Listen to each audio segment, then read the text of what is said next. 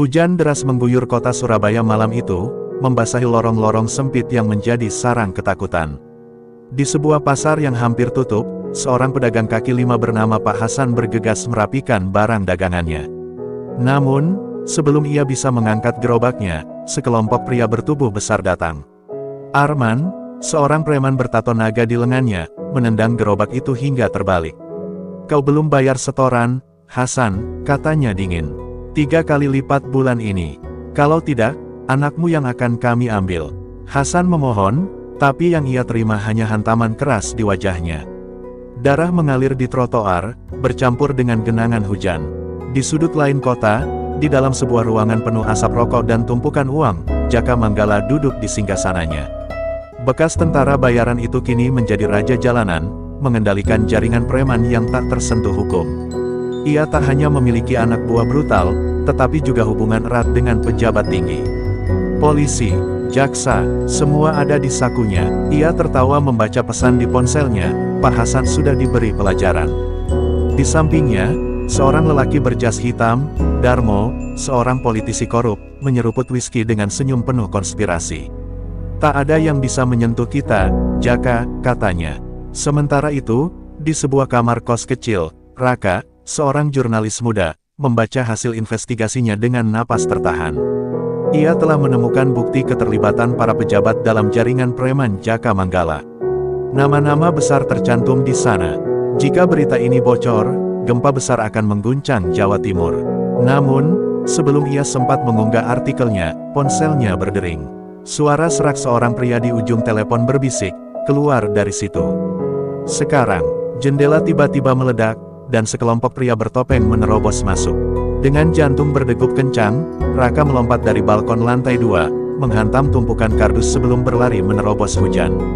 Di tempat lain, dalam ruangannya yang sunyi di Istana Negara, Presiden Prabowo Subianto membaca laporan yang baru tiba. Premanisme di Jawa Timur bukan lagi sekadar kriminalitas jalanan, tapi sudah menjadi struktur kekuasaan dalam bayangan. Wajahnya mengeras. "Mereka sudah melampaui batas," gumamnya. Prabowo bukan tipe pemimpin yang hanya duduk diam. Ia tahu, jika dibiarkan, ini akan menjadi kanker yang menghancurkan negeri. Dengan langkah tegap, ia memanggil Jenderal Surya, komandan pasukan elit, dan memberikan perintah sederhana, hancurkan mereka. Tak ada negosiasi. Namun, musuh mereka bukan orang bodoh. Saat berita operasi ini bocor di kalangan elit kriminal, Jaka Manggala hanya tersenyum sambil memainkan pisau peraknya. "Mereka ingin berperang, kita yang akan menentukan medan perangnya." Malam itu, 4 polisi dan 2 wartawan yang menelusuri jaringan mereka ditemukan tewas dalam kondisi mengenaskan. Pesan itu jelas, siapapun yang melawan akan berakhir sebagai mayat. Di sebuah rumah sakit kecil, Pak Hasan terbaring dengan luka lebam di sekujur tubuhnya. Di sampingnya, anak perempuannya yang berusia 10 tahun menggenggam tangan ayahnya dengan mata berlinang. Ia tidak mengerti mengapa dunia begitu kejam pada mereka. Saat seorang perawat menenangkan gadis kecil itu, di luar sana, kesunyian malam dihancurkan oleh suara ledakan. Sebuah toko kecil milik pedagang lain yang menolak membayar upeti dibom dalam sekejap. Api membubung tinggi ke langit, membakar harapan rakyat kecil yang hanya ingin hidup damai. Raka, yang masih dalam pelarian, melihat kobaran api dari kejauhan. Tangannya mengepal. Ini bukan lagi sekadar berita. Ini adalah perang antara keadilan dan kegelapan yang telah mencengkeram Jawa Timur. Dengan napas tersengal, ia mengeluarkan ponselnya dan mulai merekam. Jika ia harus mati untuk kebenaran, biarlah dunia menyaksikan semuanya. Namun, ia tidak tahu bahwa seseorang telah membuntutinya, dan malam ini, hidupnya akan bergantung pada seberapa cepat ia bisa lari. Sementara itu, di Jakarta, Prabowo memandang keluar jendela dengan tatapan dingin. Perang ini akan memakan korban, ia tahu itu. Tapi ada harga yang harus dibayar demi masa depan bangsa. Dan besok, operasi pembersihan akan dimulai. Pagi masih gelap ketika Presiden Prabowo Subianto berdiri di depan jendela kantornya, memandangi Jakarta yang mulai menggeliat. Tangannya mengepal di belakang punggung, wajahnya keras seperti batu. Laporan tentang ledakan di Surabaya dan pembantaian 4 polisi serta 2 jurnalis masih tergeletak di mejanya. Ia menutup mata sejenak, menghela napas panjang. Ini bukan lagi sekadar aksi kriminal. Ini adalah tantangan langsung terhadap negara. Tanpa ragu, ia menekan tombol di intercom. Panggil Jenderal Surya, sekarang. Di markas militer yang tersembunyi di pinggiran Jakarta, Jenderal Surya menerima perintah itu dengan tatapan tajam. Veteran perang yang sudah puluhan tahun mendampingi Prabowo itu tahu betul apa artinya panggilan ini. Ia berjalan tegap ke dalam ruang rapat rahasia, di mana beberapa perwira elit telah menunggu. Dengan suara berat, Prabowo berbicara, "Kita sudah cukup bersabar. Operasi ini harus dimulai segera. Targetnya jelas, Jaka Manggala dan seluruh jaringannya. Tangkap atau habisi di tempat. Tidak ada kompromi." Mata semua orang di ruangan itu saling berpandangan. Perintah ini bukan misi biasa. Ini adalah perang terbuka melawan kekuatan gelap yang telah mengakar selama bertahun-tahun. Di Surabaya, Raka masih bersembunyi di sebuah rumah aman yang dikelola oleh sekelompok wartawan independen. Tubuhnya masih penuh luka akibat pengejaran malam sebelumnya, tapi tangannya tetap mengetik di laptop. Ia tahu waktunya hampir habis. Cepat atau lambat, orang-orang Jaka Manggala akan menemukannya. Namun, sebelum ia sempat mengunggah laporannya, seorang pria dengan seragam tentara datang menghampirinya. "Presiden telah mengeluarkan perintah operasi. Kami butuh informasi darimu," katanya tegas. Raka terdiam. Ia bisa saja mati jika ikut campur lebih jauh, tapi jika ia diam, maka semua perjuangan akan sia-sia. Dengan tangan gemetar, ia menyerahkan flash drive berisi data tentang jaringan preman itu. "Habisi mereka," gumamnya. Sementara itu, Jaka Manggala sudah bersiap. Dari kantornya yang tersembunyi di lantai atas sebuah klub malam mewah, ia menatap layar monitor yang menampilkan rekaman pergerakan pasukan keamanan. "Mereka datang," katanya sambil menyeringai. Di sampingnya, Darmo, sang politisi korup, tampak pucat. "Jaka, ini sudah gila. Kita harus pergi." Jaka hanya tertawa dingin. "Ini kotaku, Darmo. Mereka yang akan mati, bukan kita." Dengan satu isyarat, anak buahnya yang bersenjata lengkap mulai mengambil posisi. Jika Prabowo ingin perang, maka peranglah yang akan ia dapatkan. Malam itu, operasi dimulai. Pasukan khusus yang dipimpin Jenderal Surya menyebar di berbagai titik di Surabaya. Beberapa gudang penyimpanan senjata para preman digerebek secara serentak. Bentrokan berdarah terjadi di beberapa lokasi. Letnan Arya, salah satu perwira muda yang ikut dalam operasi itu, memimpin pasukannya menyerbu sebuah markas di pinggiran kota. Peluru berdesingan, darah bercipratan di dinding-dinding. Arya menyaksikan sendiri bagaimana salah satu anak buahnya tewas tertembak di kepala. Tapi ia tidak bisa berhenti sekarang. "Maju!" teriaknya di tengah hujan peluru. Namun, serangan terbesar terjadi di klub malam milik Jaka Manggala. Pasukan khusus menyerbu masuk dari segala arah, melemparkan granat ke dalam untuk melumpuhkan pertahanan musuh. Jaka dan anak buahnya sudah menunggu. Mereka bukan penjahat biasa, mereka adalah para algojo. Berpengalaman, veteran kriminal yang terbiasa bertarung sampai mati. Perang pecah dalam gemerlap lampu klub yang berubah menjadi neraka. Dentuman senjata bercampur dengan jeritan kematian. Di tengah kekacauan itu, Darmo mencoba melarikan diri lewat pintu belakang, tapi ia dihadang oleh seorang perwira muda. Tangan Darmo gemetar saat ia mengangkat kedua tangannya. "Aku bisa bayar, aku bisa bicara." Namun, perwira itu hanya menatapnya dingin sebelum menekan pelatuknya. Satu tembakan, satu politisi korup tumbang. Tapi Jaka Manggala masih hidup. Ia berhasil kabur melalui lorong rahasia yang telah ia siapkan bertahun-tahun lalu. Saat ia melarikan diri ke kegelapan, ia tersenyum sinis. "Prabowo, kau pikir ini sudah berakhir? Ini baru permulaan." Langit Surabaya masih berwarna merah menyala akibat kebakaran yang ditinggalkan oleh pertempuran malam itu. Mayat-mayat bergelimpangan di lantai klub malam yang kini tak lebih dari puing-puing berlumuran darah. Namun, di balik kemenangan awal ini, Jaka Manggala telah lolos, menghilang ke dalam jaringan bawah tanahnya. Di sebuah gudang tua di pinggiran kota, ia duduk dengan wajah dingin, menatap anak buahnya yang tersisa. "Prabowo ingin membasmi kita," katanya sambil menyulut rokok. "Tapi kita bukan binatang yang bisa diburu. Kita akan tunjukkan siapa yang sebenarnya menguasai kota ini." Ia berbalik menatap seorang pria berjas hitam, salah satu pejabat tinggi yang masih setia padanya. "Mulai fase 2, perintahnya." Sementara itu, di markas pasukan khusus, Jenderal Surya menatap peta kota Surabaya dengan rahang mengeras. Operasi pembersihan belum selesai. Mereka telah menghancurkan sebagian besar jaringan Jaka, tapi itu belum cukup. Kita harus segera temukan dia, kata Surya kepada Letnan Arya, yang masih berdiri dengan wajah penuh luka setelah pertempuran brutal di klub malam. Arya mengangguk. Aku punya kontak di dalam jaringan mereka. Aku akan mencari tahu di mana dia bersembunyi. Namun, sebelum ia sempat bergerak, laporan baru datang, 5 polisi yang terlibat dalam operasi ini ditemukan tewas dengan kepala dipenggal. Jaka sudah mulai membalas. Di tempat lain, Raka masih dalam persembunyian. Jurnalis muda itu tahu bahwa apa yang ia lakukan telah mengubahnya menjadi target buruan. Tapi ketakutannya tak bisa mengalahkan tekadnya. Dengan jari gemetar, ia mulai mengedit rekaman perang malam tadi, suara tembakan, jeritan, dan wajah-wajah para korban. Jika dunia melihat ini, maka mereka akan tahu betapa kelamnya perang di Surabaya. Namun, sebelum ia bisa mengunggah videonya, ponselnya bergetar. Sebuah pesan masuk dari nomor tak dikenal, kami tahu di mana kau bersembunyi. Jantungnya berdegup kencang. Beberapa saat kemudian, sekelompok pria bersenjata mendobrak pintu tempat persembunyiannya. Raka langsung berlari ke atap, melompat dari satu gedung ke gedung lain. Peluru berterbangan di sekelilingnya. Di belakangnya, para pemburu bayaran Jaka tak henti-hentinya menembak. Raka hampir terpeleset saat kakinya menyentuh tepi gedung, tapi tangan kuat seseorang menariknya ke dalam mobil yang melaju kencang. Letnan Arya menoleh ke arahnya. Kau masih mau hidup atau tidak? Di balik layar, Jaka Manggala melancarkan rencana terakhirnya. Jika Prabowo ingin bermain kotor, maka ia juga bisa melakukan hal yang sama. Malam itu, bom meledak di salah satu kantor polisi Surabaya, menewaskan 12 petugas. Di layar televisi, Jaka mengirimkan pesan kepada pemerintah, kalian pikir bisa membasmi kami?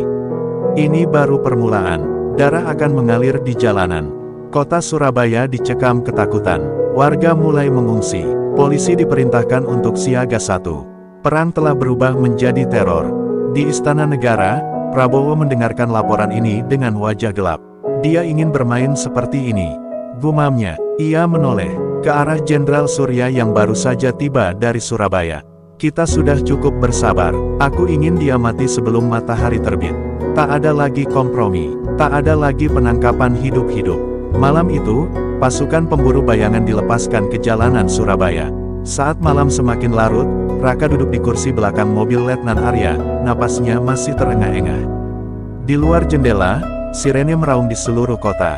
Ini bukan lagi perang antara pasukan dan preman, kata Arya sambil mengepalkan tangan di setir. Ini sudah menjadi pertarungan antara terang dan gelap.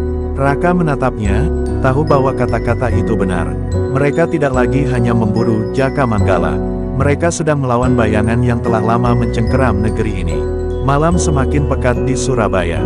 Kota yang dulu gemerlap kini berubah menjadi medan perang yang dihantui ketakutan.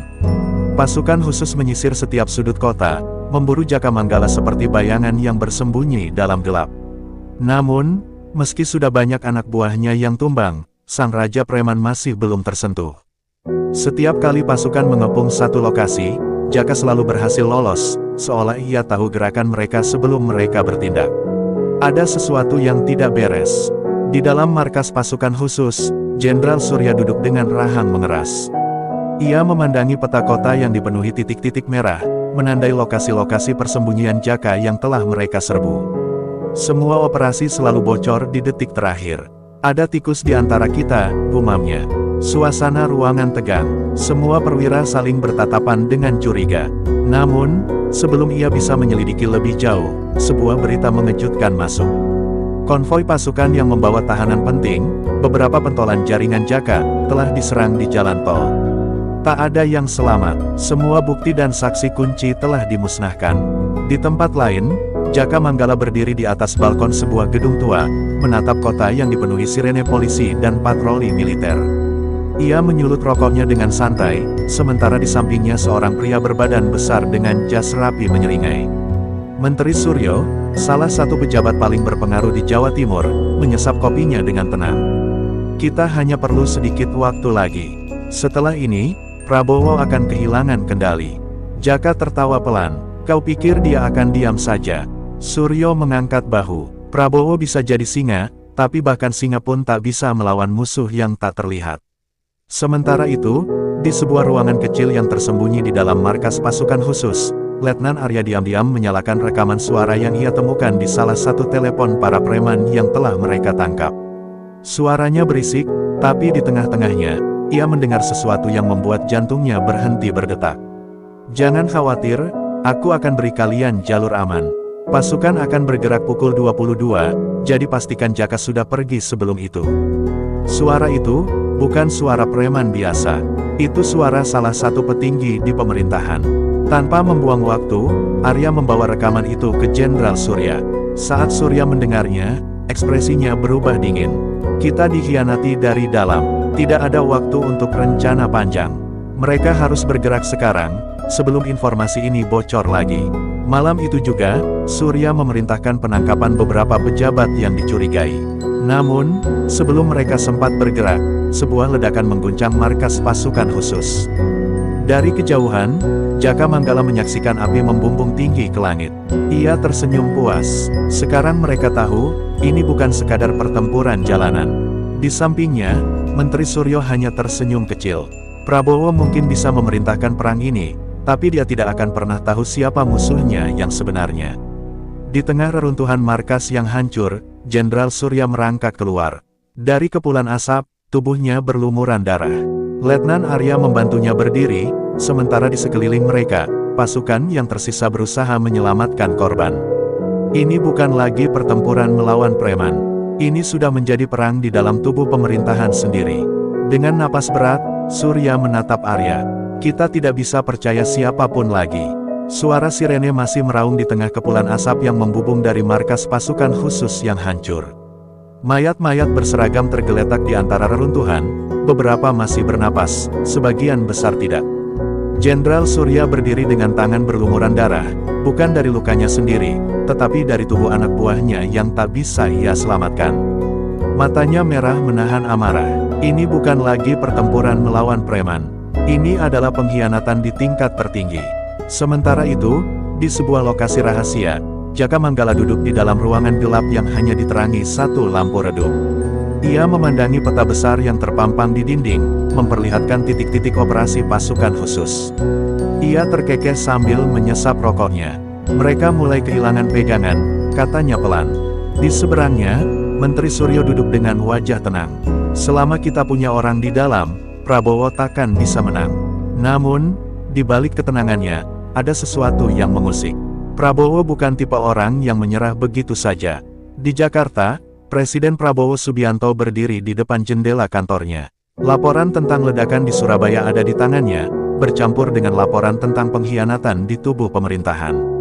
Rahangnya mengeras. "Aku sudah terlalu lama membiarkan ini," gumamnya. Ia mengambil telepon dan hanya mengucapkan satu kalimat, "Aktifkan operasi bayangan." Di ujung sana, seorang pria berjas hitam hanya menjawab, "Siap, Pak." Malam itu, Letnan Arya dan Raka bertemu di sebuah tempat aman. Raka, yang kini menjadi buronan setelah hampir terbunuh oleh para pembunuh bayaran Jaka, menyodorkan sesuatu kepada Arya, sebuah rekaman rahasia yang ia temukan di dalam file digital Jaka. Dalam rekaman itu, suara Menteri Suryo terdengar jelas, berbicara dengan seseorang. "Pastikan pasukan Prabowo lumpuh. Jika mereka tidak bisa menang di lapangan, mereka tidak akan punya alasan untuk terus bertempur." Arya mengepalkan tangannya. "Ini bukti yang kita butuhkan." Namun, sebelum mereka sempat mengunggah rekaman itu ke publik, sebuah ledakan mengguncang tempat persembunyian mereka. Dinding runtuh, debu memenuhi udara. Raka tersungkur ke tanah, telinganya berdenging. Dalam kekacauan itu, sekelompok pria bersenjata masuk, melepaskan tembakan ke segala arah. Arya menarik Raka keluar, berlari melewati lorong sempit dengan napas tersengal. Mereka diburu. Di tempat lain, Jaka Manggala menerima telepon singkat. Target berhasil dihancurkan. Ia tersenyum puas. "Bagus, sekarang waktunya kita habisi Prabowo." Namun, sebelum ia sempat menutup telepon, seseorang di ruangan itu berbicara pelan, "Kau pikir kau benar-benar bisa menang?" Jaka menoleh dengan tatapan tajam. Pria berjas hitam yang sejak tadi diam berdiri di sudut ruangan kini melangkah maju. "Ada satu hal yang selalu kau lupakan, Jaka," katanya sambil tersenyum tipis. Prabowo selalu selangkah di depan. Tanpa peringatan, lampu ruangan padam. Detik berikutnya, suara tembakan terdengar dari segala arah. Pasukan bayangan Prabowo telah tiba, dan malam itu, darah akan tumpah tanpa ampun. Suara tembakan menggema di seluruh gedung persembunyian Jaka Manggala. Pasukan bayangan Prabowo menyerbu dari segala arah, bergerak seperti hantu dalam gelap. Dalam hitungan detik, anak buah Jaka yang berjaga di luar ruangan tumbang satu persatu, darah mereka membasahi lantai dingin.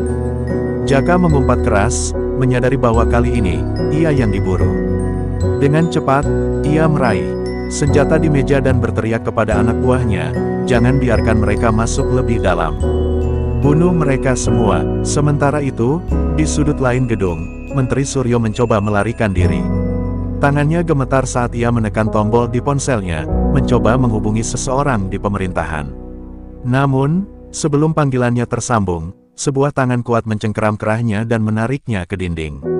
Saat ia menoleh, ia melihat wajah Letnan Arya, matanya berkilat penuh amarah.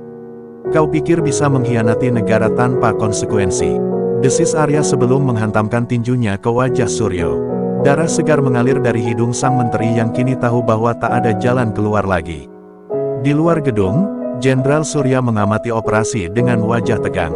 Lewat radio komunikasi, ia mendengar laporan dari pasukannya, kami menemukan bunker bawah tanah. Ada kemungkinan Jaka Manggala mencoba melarikan diri dari sana. Surya menggertakkan giginya, jangan biarkan dia keluar hidup-hidup, perintahnya. Malam ini, tak ada lagi belas kasihan. Di dalam bunker yang remang-remang, Jaka Manggala berlari melewati lorong sempit, napasnya tersengal. Ia tahu waktu sudah hampir habis. Di belakangnya, suara tembakan semakin dekat. Ia meraih ponsel dan menghubungi seseorang. Kirim helikopter sekarang, aku butuh jalan keluar. Namun, suara di ujung sana hanya menjawab dingin, maaf, Jaka. Permainanmu sudah berakhir. Jaka terdiam, menyadari sesuatu yang membuat dadanya mencengkam ketakutan. Ia telah dikhianati oleh orang-orang yang dulu berdiri di sisinya. Di saat yang sama, Raka berhasil mengunggah rekaman bukti pengkhianatan Menteri Suryo ke internet. Dalam hitungan menit, media nasional meledak dengan berita skandal terbesar dalam sejarah pemerintahan. Rakyat kini tahu siapa musuh sebenarnya. Dari Istana Negara, Presiden Prabowo menonton siaran itu dengan ekspresi dingin. Ia meraih telepon dan berkata dengan suara berat, laksanakan perintah terakhir. Di dalam bunker, Jaka akhirnya kehabisan jalan. Di hadapannya berdiri Letnan Arya dan pasukan khusus, senjata mereka terangkat. Tak ada lagi tempat bersembunyi. Permainan selesai, Jaka, ujar Arya, matanya penuh kebencian. Jaka tertawa kecil, meskipun darah mengalir dari pelipisnya. Kalian pikir bisa menghapus orang sepertiku? Selalu ada yang akan menggantikanku. Satu tembakan menggema di dalam bunker. Tubuh Jaka Manggala jatuh ke lantai, darahnya menggenang di bawahnya. Letnan Arya menatapnya tanpa ekspresi, sebelum menurunkan senjatanya. Perang telah berakhir, namun, di luar sana, bayang-bayang lain sudah mulai bergerak. Pertarungan untuk menegakkan keadilan belum benar-benar usai. Malam itu, Surabaya kembali sunyi. Tidak ada lagi suara tembakan, tidak ada lagi jeritan. Jaka Manggala telah mati, tubuhnya masih tergeletak di lantai bunker yang dingin, darahnya meresap ke dalam beton. Letnan Arya berdiri di sana, tatapannya kosong. Di sampingnya, Jenderal Surya menepuk bahunya pelan. Kau sudah melakukan tugasmu, katanya. Namun, di dalam hati Arya, pertempuran belum usai. Mereka memang telah membunuh sang Raja Preman, tapi apakah itu cukup untuk menghapus jejak kejahatan yang telah tertanam begitu dalam? Di luar bunker, pasukan khusus menangkap para sisa anak buah Jaka yang masih hidup. Beberapa memilih melawan dan tewas di tempat, sementara yang lain menyerah dengan wajah ketakutan. Namun, ada satu hal yang mengganggu Surya, Menteri Suryo telah menghilang. Tidak ada jejaknya di antara para tahanan. Dia sudah mempersiapkan jalan kaburnya, gumam Surya dengan geram. Pengkhianatan dalam pemerintahan lebih berbahaya dari sekadar preman di jalanan. Di Jakarta, rekaman skandal Menteri Suryo telah menyebar luas. Rakyat turun ke jalan, menuntut keadilan. Di dalam Istana Negara, Presiden Prabowo duduk di ruangannya, mendengarkan laporan dari para penasihatnya. Suryo pasti sedang bersembunyi di luar negeri, kata salah satu ajudannya. Prabowo hanya menatap keluar jendela, lalu berbicara pelan, kita harus pastikan dia tidak punya tempat untuk lari. Sementara itu, Raka akhirnya bisa bernapas lega. Ia duduk di dalam sebuah apartemen kecil yang disediakan untuk perlindungan saksi, menatap layar laptopnya. Artikel-artikelnya tentang jaringan kriminal yang menguasai Surabaya kini menjadi berita utama di seluruh negeri. Namun, saat ia memeriksa emailnya, ia menemukan sesuatu yang membuat darahnya membeku. Sebuah pesan tanpa nama, "Kau pikir ini sudah selesai? Kami selalu ada di dalam bayangan." Di tempat lain, Menteri Suryo turun dari pesawat pribadinya di sebuah negara asing. Ia mengenakan kacamata hitam, berjalan cepat dengan beberapa pengawal di sekelilingnya. Namun, sebelum ia bisa masuk ke dalam mobil yang menunggunya, sekelompok pria berjas hitam telah berdiri di sana. Salah satunya melangkah maju dan berkata dengan suara dingin, "Bapak Presiden ingin mengucapkan salam." Dalam hitungan detik, Suryo diseret masuk ke dalam mobil hitam, dan tak ada yang pernah mendengar kabarnya lagi. Kembali di Surabaya, Letnan Arya dan Jenderal Surya berdiri di tepi pelabuhan, menyaksikan matahari terbit. "Apa menurutmu kita benar-benar menang?" tanya Arya. Surya menghela napas panjang. "Tidak ada kemenangan mutlak dalam perang seperti ini," jawabnya. "Tapi kita sudah menghapus satu bagian dari kegelapan." Arya menatap laut yang tenang, tahu bahwa di balik ketenangan ini, pertarungan baru pasti akan datang. Di Jakarta, Presiden Prabowo menerima laporan terakhir. Semua musuh yang perlu dieliminasi sudah dihabisi, dan reformasi keamanan akan segera dilakukan. Namun, ia tahu, selama masih ada keserakahan, bayangan kejahatan akan selalu kembali. Dengan ekspresi dingin, ia menutup berkas di depannya dan berbisik pelan, "Jika mereka kembali, kita akan lebih siap." Perang telah berakhir, tapi pertempuran untuk keadilan tidak akan pernah benar-benar selesai.